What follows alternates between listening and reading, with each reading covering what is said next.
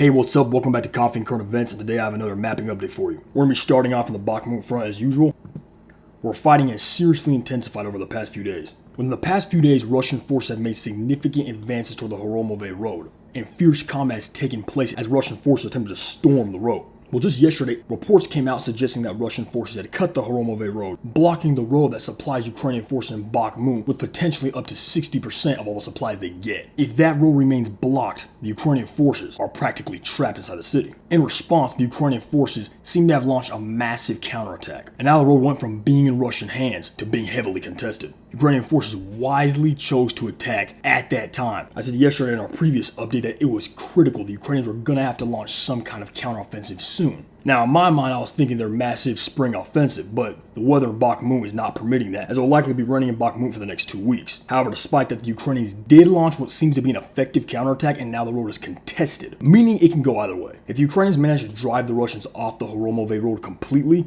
and make strong defensive positions, it's likely that the Russian forces will temporarily cease their attack on Khromove and continue pressing on BAKHMUT, following the classic Soviet deep battle doctrine. In deep battle doctrine, you keep a large percentage of your reserves in reserve, and you send a limited percentage of your forces to launch probing attacks all along the front line of your opponent. Once one part of the front line of your opponent breaks, you rush your reserves in that area and totally destroy the cohesion of the enemy forces. It's a pretty effective battle doctrine that it seems Wagner has been implementing all throughout the Battle of BAKHMUT. And so if the Ukrainians make a strong defense at Khromove, it's likely that Wagner will switch back to their old tactics and begin probing the entire front line. And then whichever side breaks, they'll rush their reserves in. Outside of Khromove, fierce battles are taking place all throughout BAKHMUT. Now, if the Russians do manage to wrestle back control of this road, Ukraine is once again in the horrible position they were before. Now here's the thing, prior to this Ukrainian counterattack, there were some reports coming out, mostly from pro-Russian sources, claiming that Ukrainian soldiers were rioting because they did not want to launch this counterattack, as it would obviously be deadly. Now take it with a pinch of salt, but I will say this, the conditions in BAKHMUT are so bad, it's highly likely that there's civil unrest in both Russian and Ukrainian forces, considering how horrific the conditions are for both sides. Now, for the rest of the news, let's go down to the Kherson Oblast. All the news you've been hearing about Ukraine's upcoming counteroffensive,